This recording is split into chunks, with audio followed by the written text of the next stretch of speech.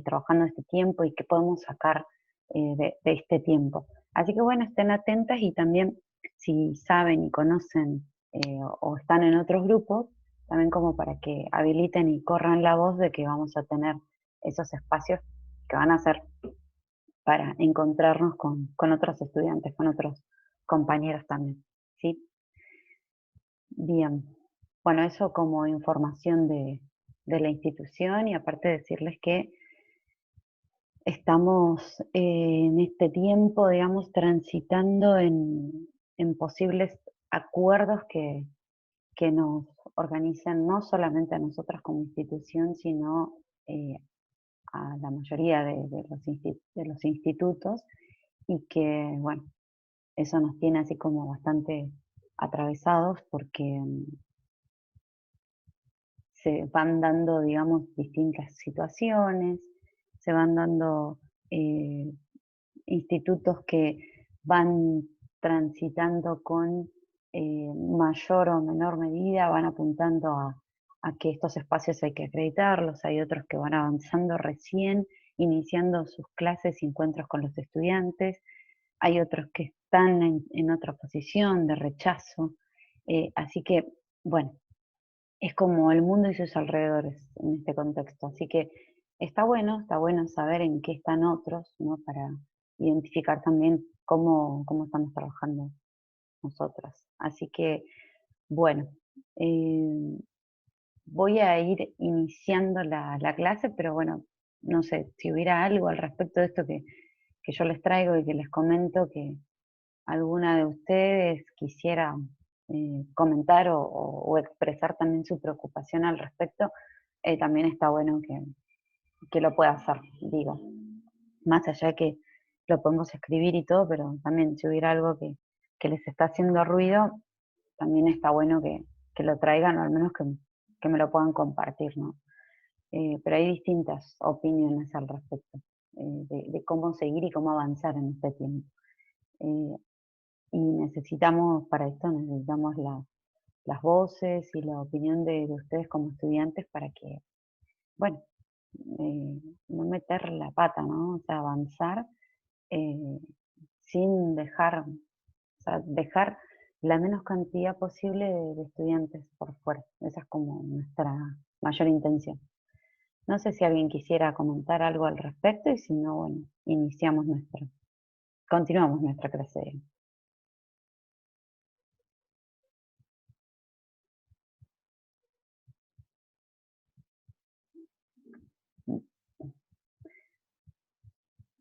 Bueno, em,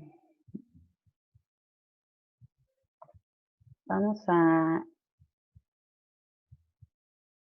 iniciar. ¿Recuerdan en que habíamos estado trabajando la última vez, en nuestro último encuentro, que tuvimos esta clase donde hablábamos de que había una herencia que teníamos de las categorías pedagógicas que tuvieron como su origen en, en la modernidad y que se instalaron como herencias no solamente de lo conceptual, sino que herencias eh, que al día de hoy las seguimos como teniendo muy presentes y que son estas categorías pedagógicas que nosotros llamamos, que son aquellas que le dan forma y definen a la escuela, aquellas que le dan forma y definen a los modos en que la escuela va a enseñar y también van definiendo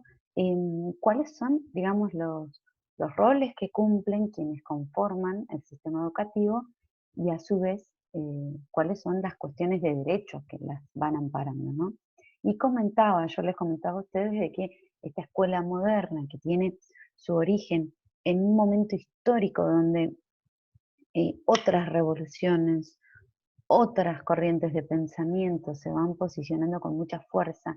Piensen ustedes en el auge de la ciencia, en el positivismo como pensamiento y como razonamiento, ¿no? Como muy presente, incluso cooptando, o sea, tomando al resto de las corrientes de pensamiento. Entonces, de ahí surgen, ¿sí?, concepciones como muy vigentes hasta el día de hoy, como lo son infancia, educabilidad, autoridad, método, disciplina, enseñanza, ¿no? Todas estas categorías que tienen su origen en, en el inicio de la pedagogía.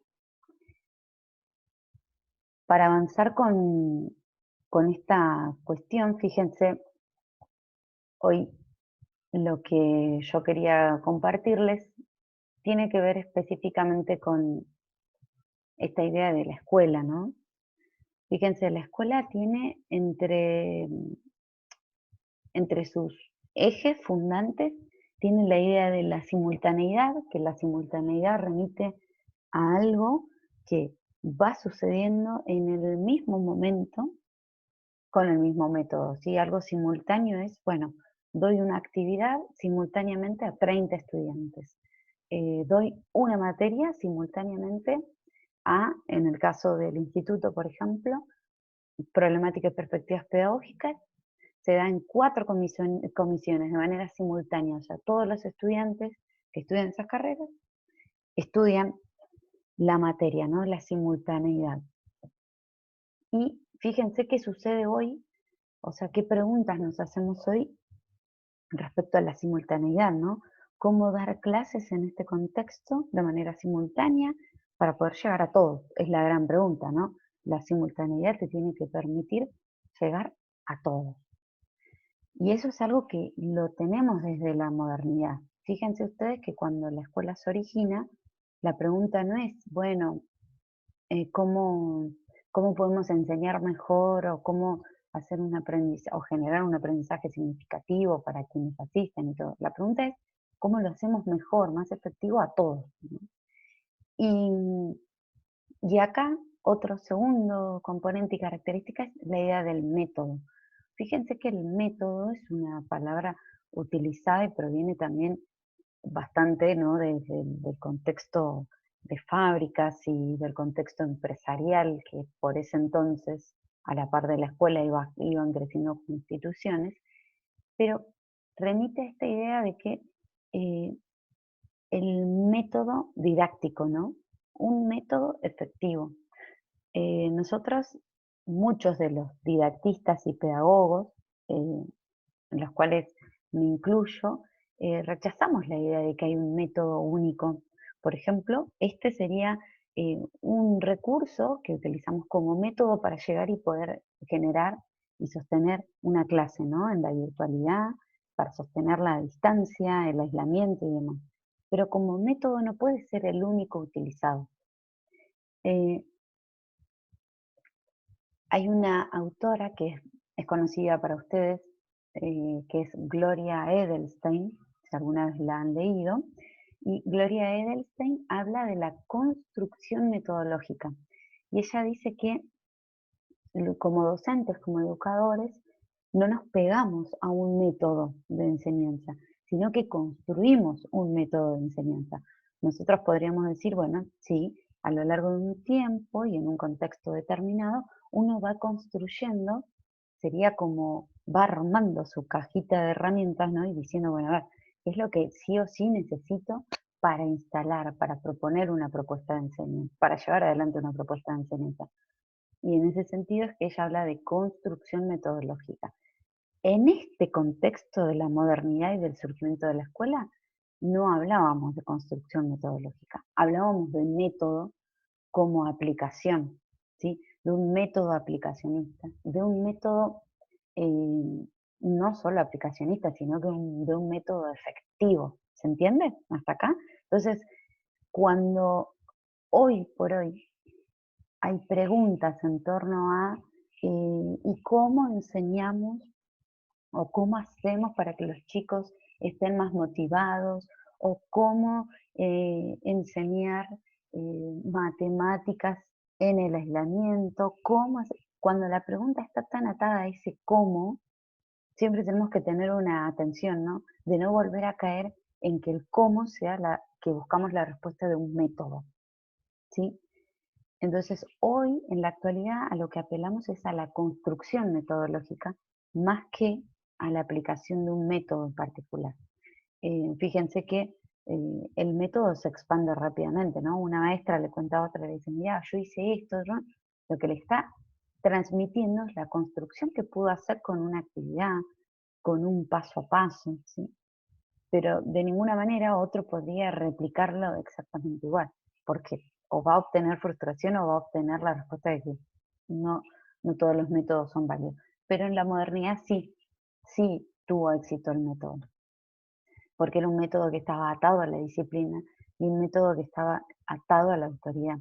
Y esa disciplina lo que permitía es que quienes no adherían a los resultados esperados por la aplicación del método quedaban por fuera, ¿no? Fíjense que en esa misma imagen que tenemos de lo que eran las escuelas, piensan ustedes de principios del siglo pasado, de lo que claramente estamos hablando es de dispositivos, de escuelas que funcionan como dispositivos para generar ciudadanos, ¿no? Para sostener esta idea de aparato ideológico en la que se transformó la escuela de la modernidad. Entonces, en ese sentido es que esa escuela que nosotros decimos, bueno, tiene muchas características, ¿no? Que hoy nosotros no las, no las queremos como presente, ¿no? Ahí me agregan, qué bueno que leyeron en Residencia a Edelstein, porque sí, está muy bueno, inclusive este que traes vos ahí, Sofía, de imágenes e imaginación, fíjense que ella apela a eso, ¿no? A que siempre es posible incluso la construcción desde un recorrido propio. Así que está muy bueno si lo leyeron. Bueno, les decía que esta idea de escuela con esas características, nosotros podríamos decir, no la queremos, ¿no? No queremos tener esa escuela donde eh, nos digan cómo enseñar y de qué manera todo el tiempo. Entonces, ahí es donde nos surge la gran pregunta de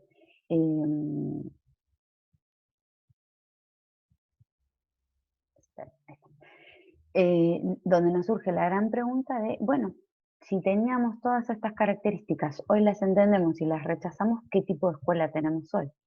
Y fíjense que hay una relación que ustedes seguramente también recorrieron este concepto de educabilidad, que está muy atado a esta idea de que, bueno, todo sujeto, ¿no?, puede aprender. La educabilidad nos transmite esta idea de que, bueno, todos podemos estar en un contexto educativo y que tenemos la posibilidad de, em, de aprender, de socializar con otros, de generar nuevos aprendizajes, ¿sí? Pero a su vez, y acá tenemos este chiste de Mafalda, ¿no? Donde Manolo le dice, nuestro derecho a la educación es tan indiscutible, ¿no?, que no hay la más mínima esperanza de que algún alma caritativa nos lo quite. Eso remite a esa idea profunda de la educabilidad, si lo pensamos en términos pedagógicos, que no solamente decimos que el otro tiene la capacidad o que todos podemos aprender y demás, sino que le estamos dando una garantía de derecho, le estamos diciendo que es tu propio derecho el aprender. Entonces, esto también se instala, pero se instala atado en la modernidad a la gradualidad y a la universalidad. Y esta gradualidad es la que nos llevó a pensar que tenemos pasajes, ¿no? Como que cada eslabón, o sea, piensen ustedes en la primaria completa, en la secundaria completa, con tickets, ¿no? Como pasajes, como que uno termina primer grado y tenés que comprar el boleto para pasar a segundo. Como que esta idea de gradualidad nos mantiene atados siempre a que, bueno, en realidad no estamos aprendiendo acá porque esto es lo que tenemos que aprender, sino que aprendemos para pasar a otro nivel, a otro grado, ¿no? Eso es lo que nos depositó la gradualidad. Yo leía en el foro ahí que me gustó leer los comentarios después de las clases y una de las compañeras decía, uy, yo tengo hijos y ahora me voy a replantear las preguntas que le voy a hacer cuando terminen la clase o cuando vuelvan de la escuela, ¿no? estos, yo que les decía, estas huellas que nos dejó la modernidad, porque también nos dejó recontra instalada la idea de la gradualidad, ¿no? Nadie le pone cara linda a alguien cuando te dice, no, llevo 3 años haciendo segundo año, ¿no? Es como que nosotros decimos, ¿cómo puede ser que ese tiempo? O esta discusión, piensen ustedes en la discusión que se tuvo acá en la provincia, en Río Negro también, cuando se hablaba de la unidad pedagógica de primero y segundo grado, ¿sí? No sé si alguna recuerda o en algún momento leyó o también lo pudieron haber hablado en otro espacio, pero esta discusión acerca de que, bueno, a ver, ¿qué pasa en un ciclo? ¿Se puede repetir o los chicos tienen que pasar, entre comillas, ¿no? De un grado al otro y evaluar ese proceso como algo conjunto? Bueno, esas discusiones giran en torno a esta idea de la gradualidad y la universalidad, ¿no? De que si tomamos decisiones adentro del sistema, tienen que ser tan flexibles como para abarcar a todos, pero de garantías de derechos, o sea, no dejar por fuera a otros. Entonces, estas características también provienen de este primer origen moderno de la escuela. Y entonces tenemos a un autor que es Pablo Pinot, que ustedes lo tienen en la bibliografía, eh, el texto de la escuela como máquina de educar, y hay una pregunta, ¿no? Bueno, y entonces si tiene todas estas características, si la autoridad está instalada, si el modelo de escuela moderna de sus orígenes, con esta idea de método simultáneo, de enseñar todo a todos, de la gradualidad, o sea, que vas como comprando un pasaje y si no te alcanzó, no haces el viaje que sigue. Entonces, aún con todas esas características, ¿por qué triunfó la escuela, no? Es como la pregunta que tenemos. Y podríamos hacer como posibles respuestas al respecto, ¿no? No sé si a alguna de ustedes se le ocurre algo al respecto. ¿Por qué triunfó la escuela entonces? Si tiene todas esas características que nos hacen pensar esta idea de incluso de encierro en un espacio que nos confina a hacer las cosas de una manera única, ¿no? Donde la acreditación, fíjense, se traslada a ser la discusión principal en un tiempo como por ejemplo este, en el que estamos en medio de una pandemia y donde pareciera ser que la única respuesta que tiene que dar el sistema educativo es si nuestros estudiantes aprenden o no. Entonces, eso también es producto de esa escuela, de sus primeros orígenes. ¿A alguna de ustedes les resonaría esto de decir, bueno, entonces, ¿por qué triunfó la escuela? ¿Por qué hoy seguimos hablando de esa escuela, de ese formato? ¿Qué les parece a ustedes? O si les parece que triunfa o que no ha triunfado. ¿La tendremos porque no nos queda otra? Porque Yo no hay... creo que, A ver, yo creo que tiene que ver con que el primer objetivo que tenía la escuela de alguna forma lo cumplió, que era formar ciudadanos, o sea, alfabetizar. Y como que después ya se estableció y no sé si se puede sacar, o sea, como que sí tiene que seguir educando, sea bien o mal. sí, sí, sí, sí. Claro, y además fue una forma de control social, digamos. El Estado, en algún sentido, utilizó la educación para poder homogeneizar en algún sentido la sociedad. Exactamente. Bueno, fíjense, ahí van apareciendo otros conceptos, ¿no? Profe, hay una Sí. frase de Pinot que tengo marcada de ese material que dice, la consolidación de la escuela como forma educativa hegemónica se debe a que ésta fue capaz de hacerse cargo de la definición moderna de educación. Ujú, Y yo creo que ahí también pasa por qué triunfa la escuela. ujú. Fíjense que la idea de instalar lo hegemónico, ¿no? De que no se discuta qué es lo que se va a hacer. Ustedes podrían decir, bueno, supónganse que nosotras armamos un espacio, ¿no? Y decimos, bueno, chicas, a ver, armemos un espacio donde como estudiantes y docentes nos podamos encontrar y hablar de lo que nos pasa. Fíjense cuántos espacios con esos intentos han subsistido, si se quiere. Pero sin embargo, todo lo que se termina organizando desde la escuela, aún esto, ¿no? Tiene como otro renombre. Esto que bien traían ustedes, lo hegemónico, lo que da idea, o lo que leía Sofía recién, una institución que se hizo cargo de aquello para lo que fue creada, ¿sí? Piensen que si la comparamos con otras instituciones, ¿sí? Las estoy remitiendo al concepto más puro de institución, piensen en la institución familia y cuántas veces tenemos esto de que decimos, la familia no se hace cargo para aquello, para lo que fue pensada siquiera. Piensen en la idea de la institución Estado, ¿no? Bueno, podemos hablar de tantas otras. Y ahí es como que se termina entendiendo algo de lo hegemónico que instaló la escuela. Bien o mal, ¿no? Porque hoy en realidad nosotros, ¿qué decimos? Fíjense que no le reclamamos a la escuela de que no logra hacer aquello para lo que fue creada, sino que le decimos, hoy tenés que cambiar escuela. O sea, hoy hay que cambiar la mirada de aquello para lo que se creó, que lo cumplió. Fue una muy buena máquina de educar, diríamos, ¿sí? Fue una muy buena máquina de reproducción y de instalación de los principios ideológicos desde sus orígenes, ¿se entiende? Entonces, ¿quién le podría sacar tarjeta roja a eso?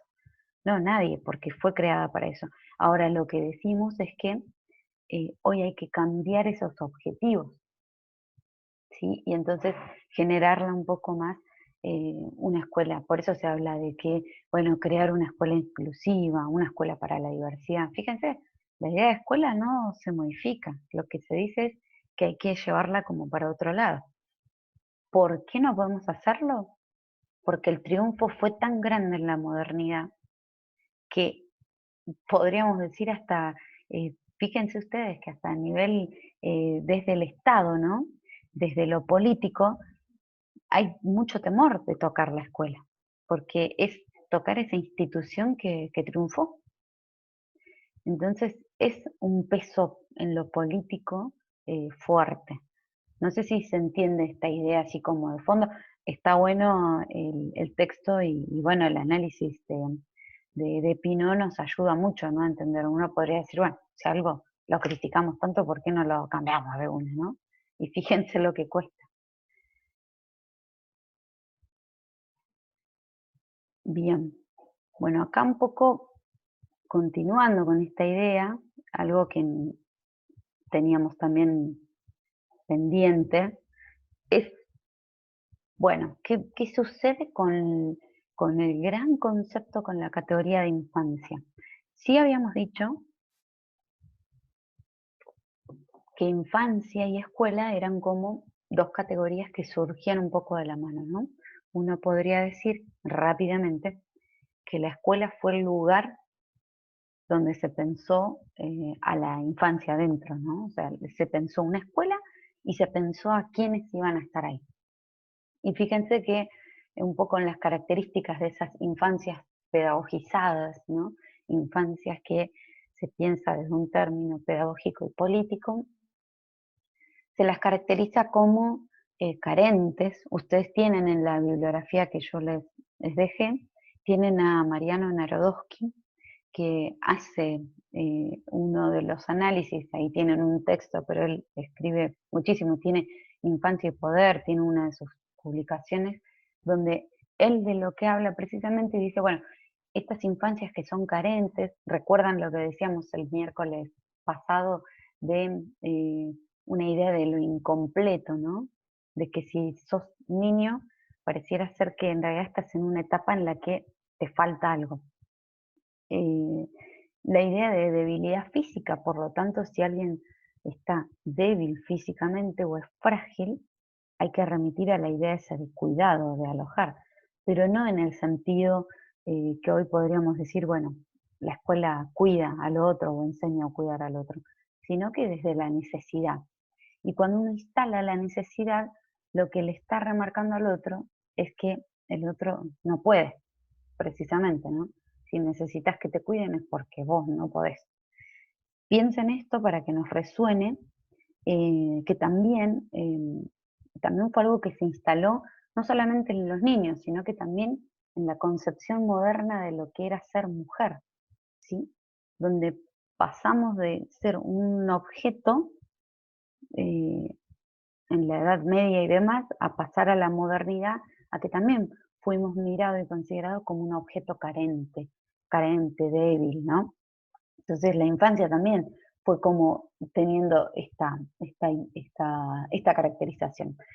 Entonces en esto de pensar instituciones que alojen, por eso lo puse entre comillas, porque hoy nosotros la idea de alojar al otro la hemos pedagogizado desde otro lugar.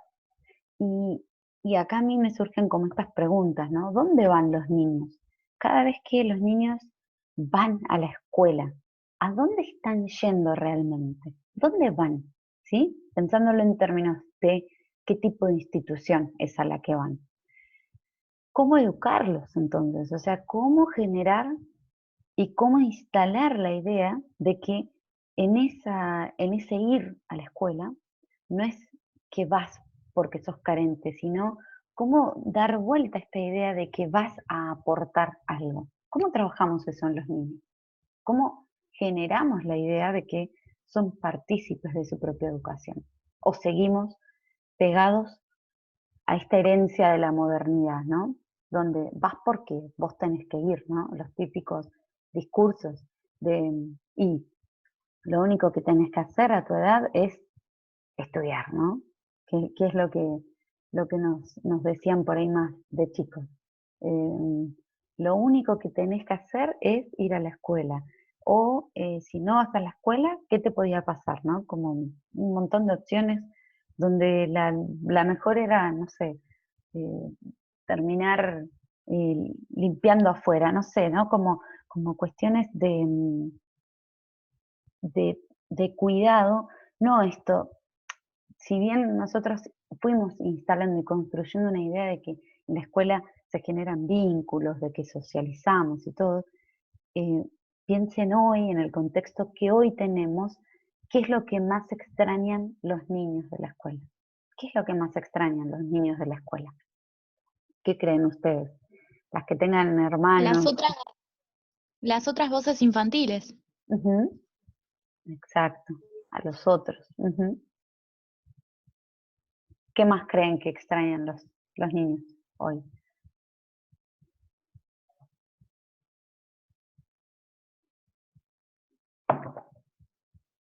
¿Creen que alguno extrañará un poco el cómo son ellos en la escuela?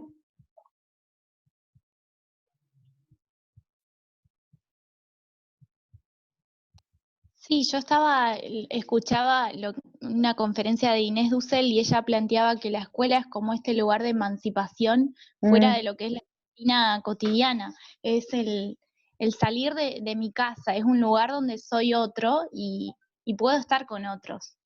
Y es también esta idea de que el otro nos habilita a posicionarnos como sujetos creadores también.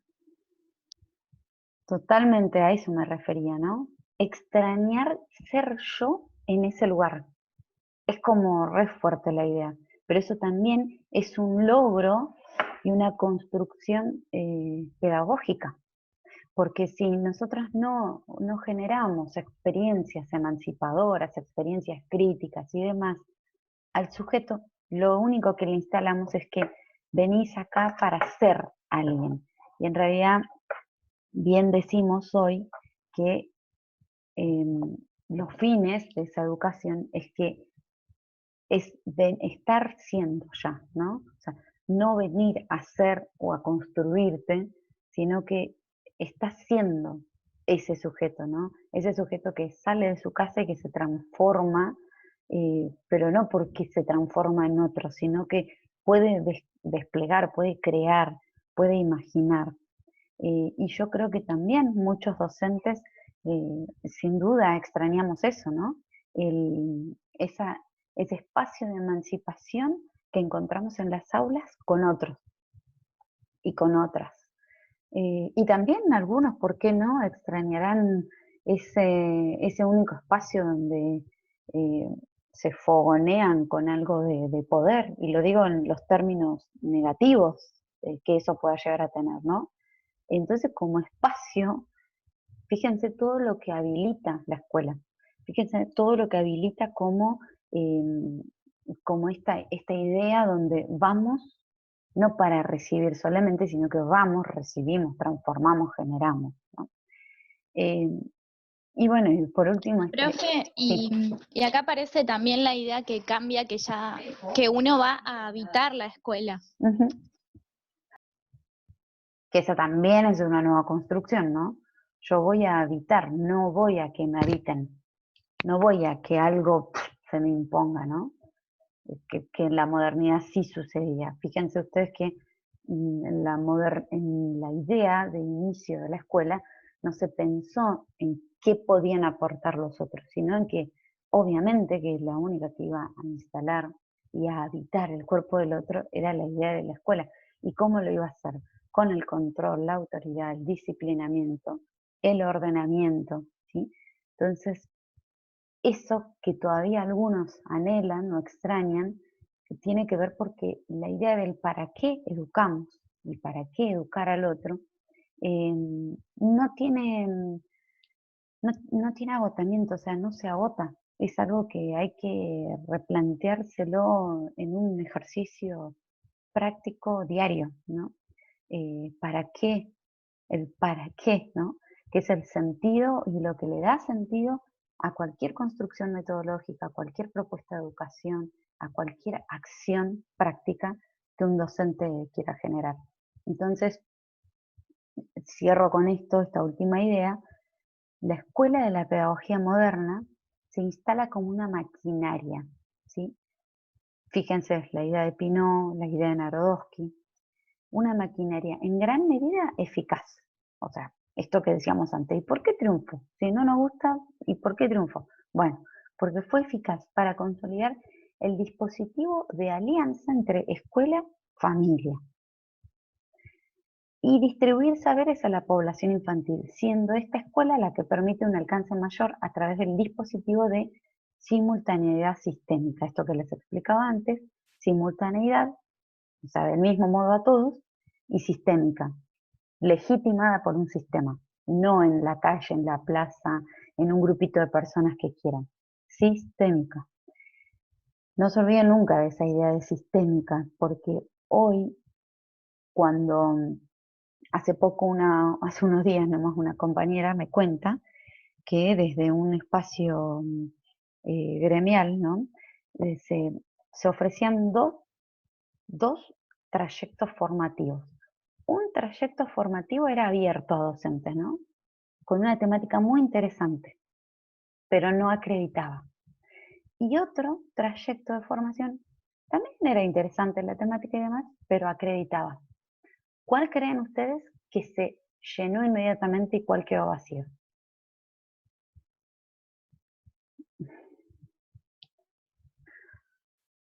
Bueno, claramente tenemos la respuesta, ¿no? Lo sistémico nos remite a esta idea de que no solamente alguien me dice cómo lo tengo que hacer, en qué tiempo y rendir cuentas, sino que me permite subsistir en el sistema. Entonces, esta idea de lo sistémico es sumamente positivista y no nos la podemos quitar de encima todavía. Bien, ¿les parece? Cerramos esta primera parte, ¿les parece? Nos volvemos a conectar y trabajamos un poquitito más, un bloque más. ¿Sí están de acuerdo? Sí, profe. Perfecto, listo. Dale. Listo, ahí nos vemos entonces. Listo, listo.